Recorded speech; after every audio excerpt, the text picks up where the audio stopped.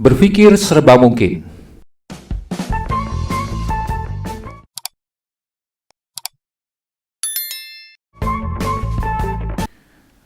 Saudara-saudara, bagi orang beriman, segala sesuatu adalah mungkin. Tak ada yang menghambat di dunia ini. Hukum-hukum yang mengatur alam tunduk di bawah hukum iman. Maka dikatakan dalam 1 Yohanes bab 5 ayat 4, sebab semua yang lahir dari Allah mengalahkan dunia. Dan inilah kemenangan yang mengalahkan dunia, iman kita. Jadi ketika Anda terdesak dengan masalah kehidupan, ketahuilah bahwa masalah-masalah dunia takluk di bawah hukum iman. Lalu apa masalah Anda? Tak ada alasan sedikit pun untuk takut dan gelisah. Kembangkan iman Anda, maka hidup Anda akan diperkaya dengan kemenangan demi kemenangan. Lantas bagaimana menerapkan hukum iman ini secara praktis? Begini. 1. Ambillah secari kertas kosong, lalu jawablah dengan terperinci pertanyaan ini. Apakah masalahnya dan apakah penyebabnya? Uraikan dengan detail, bila perlu ajaklah orang lain yang Anda percaya untuk membantu menguraikan masalah dan penyebabnya ini. Kedua, lalu tuliskan apa yang bisa dilakukan untuk mengatasinya. Daftarlah setidaknya 10 pilihan tindakan positif untuk mengatasi permasalahan itu. Disiplinkan diri Anda untuk menemukan 10 pilihan itu. Dan yang penting di sini, anggaplah semua pilihan itu bisa dilakukan. Dan inilah iman itu. Anggaplah semua bisa dilakukan. Jangan sampai logika Anda yang terbatas menyabot, oh itu tidak mungkin dilakukan karena tidak ada izin. Atau, oh itu tak bakalan terlaksana karena pendanaan tidak mencukupi.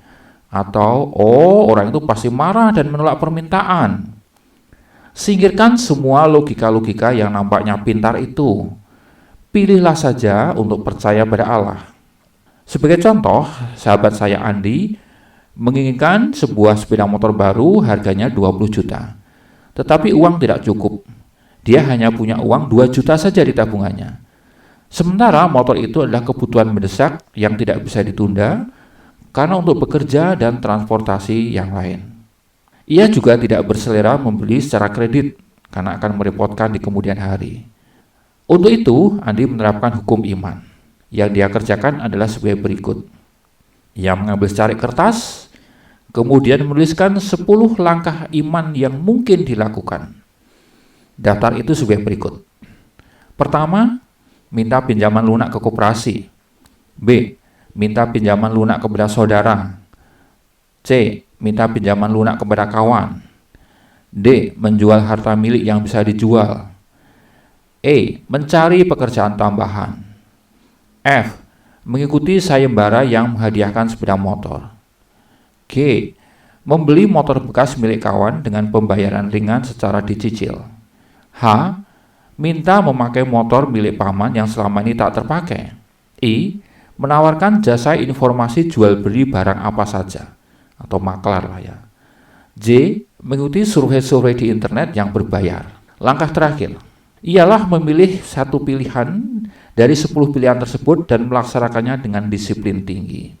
Andi dengan logikanya lalu memilih pilihan nomor 4 atau nomor D, yaitu menjual laptop bekasnya yang tak terpakai. Berapa harga laptop bekasnya itu? Hanya 2 juta, tapi lumayanlah. Walaupun nilai ini masih jauh dari harga sepeda motornya.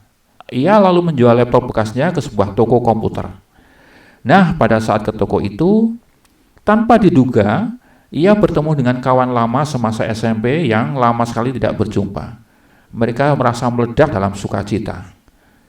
Setelah laptop bekasnya berhasil terjual di toko itu, Andi dan temannya membuat kesepakatan makan bersama. Ya, kangen-kangenlah begitu. Minggu berikutnya mereka bertemu di sebuah kafe yang ditentukan. Tiada hujan, tiada badai, teman lama tersebut berkata, aku tuh punya sepeda motor yang kubeli 6 bulan yang lalu. Tetapi kok aku mendadak pengen merek yang lain. Jadi motor itu hanya tersimpan di garasi. Kalau kau mau, pakailah. Gak usah dipikirin bayarnya. Pakai aja. Andi terbelalak. What a miracle, katanya dalam hati sambil melongo tak percaya. Dan memang itulah kisahnya.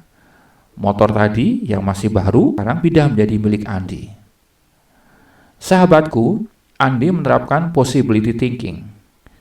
Ia percaya akan kemungkinan-kemungkinan. Ia tidak mengabdi pada logikanya yang terbatas. Ia hanya punya uang 2 juta rupiah, ditambah hasil penjualan laptop lagi 2 juta rupiah. Total 4 juta rupiah. Sementara harga sepeda motor 20 juta rupiah. Artinya, sebenarnya masih kurang 16 juta lagi. Logika akan mengatakan, carilah yang 16 juta rupiah sehingga kau bisa memiliki motor itu. Tetapi ia memiliki Allah yang bisa menggandakan roti dan ikan. Ia memiliki Allah yang menyediakan mana dan roti di padang gurun.